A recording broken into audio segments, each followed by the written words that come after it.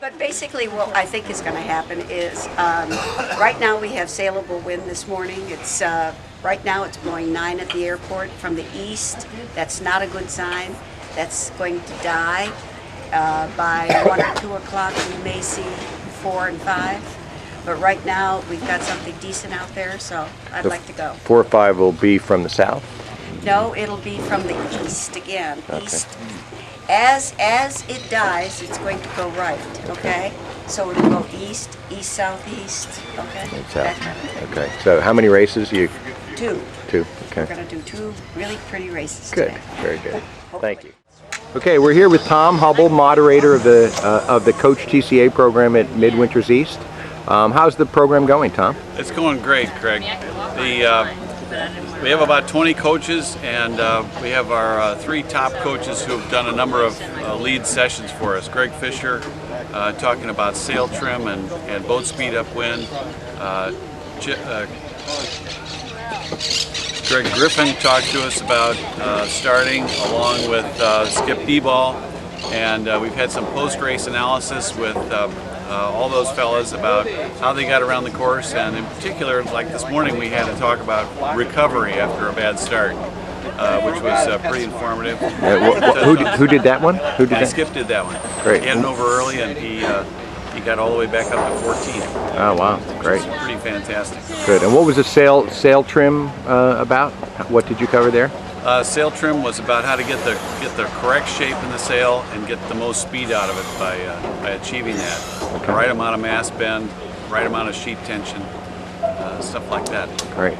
Good. All right. And is there a session planned today? Today we'll probably do a debriefing after the races and go over what the hot guys did and what worked and what maybe didn't work. And is there something special on the calendar? Oh yes. Tonight we have a party in honor of Elmer Richards. It's his 50th consecutive Midwinters East Regatta. No one will ever touch that that record as long as we're all around. Forever. Yeah. Great.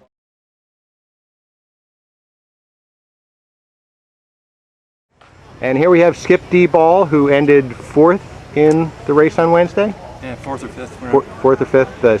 So tell us about the race. What was going on out there? It was tough. It was tough because when we went out today, there was great breeze, blowing probably low teens, everyone up, and we thought we were going to have a really nice day of hiking out. And what had actually happened is the breeze had died, and it died pretty significantly, but what did increase was the current, and it made for quite a mess on the starting line. In fact, there's probably 25 to 30 boats that are posted either OCS or Z flag, so it was very, very difficult to stay behind the line.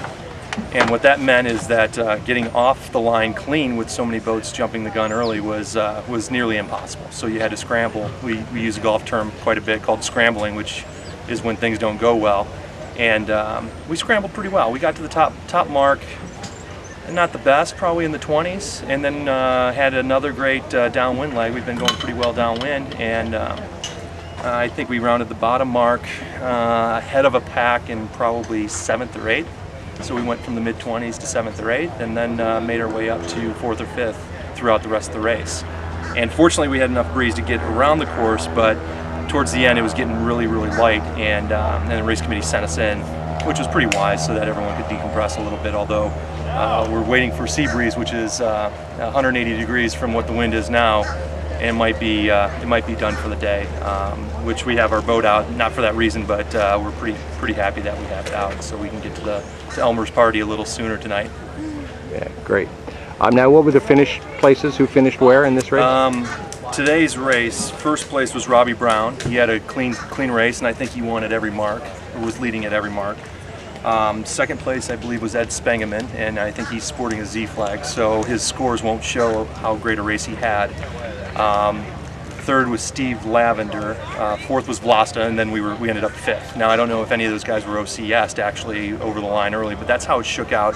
And right behind us, I believe it was Paul Abdullah, then Scott Griffin, then Eric Curtet, and then Greg Fisher. So it was really, really tight, probably 3 through 10, and came down to the last beat. And you think that'll put Robbie in first place for the scoring? I don't know. I think it'll certainly tighten it up, because I know Greg had 9 points on the next boat, and so it's going to be pretty tight up top. Yeah, well, cool. Well, great. Thank you, Yeah. Skip. Just going to say that we were not first at the weather mark. One boat was ahead of us from the left and one boat was ahead of us from the right. But when we rounded the weather mark, we held, and one boat went real low. We held up high a little bit to clear out, from the traffic and all that. And then we jibed first on the other boat that was ahead of us, and we crossed the one boat that had us there, and we were able to soak down in front of the other boat by the time we got to the mark. And that's where we really got our lead, was on the run. Really? Yeah. Wow. So. And then the second windward leg, you went where? We were covering for the most part in the second windward leg because we had a nice lead. But we wound up doing essentially the same thing we did on the first beat, was get right a little bit and then take it back across to the left, which is what wound up happening on the first beat. We got out right, and then we wanted to consolidate the whole fleet. That was the majority of them were on the left, and we wound up getting almost all the way left before we came back to the right again. Cool. Wait. Well, congratulations on a great race, Robbie. Thanks. All right.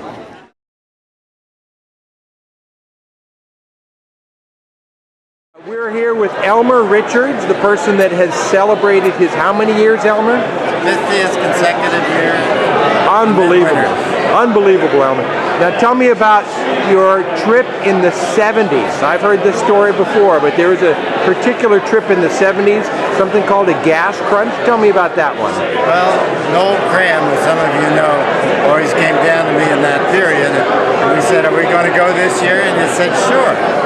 But we knew it was going to be a gas problem, so we got 2 5-gallon cans of gas, put them in the boat. We had another 1-gallon can of gas, put it under the passenger seat, and off we went. When we got down south of Washington, what we had to do is we had to get off at interchanges and find gas, because the car was only getting about 12 miles to the gallon.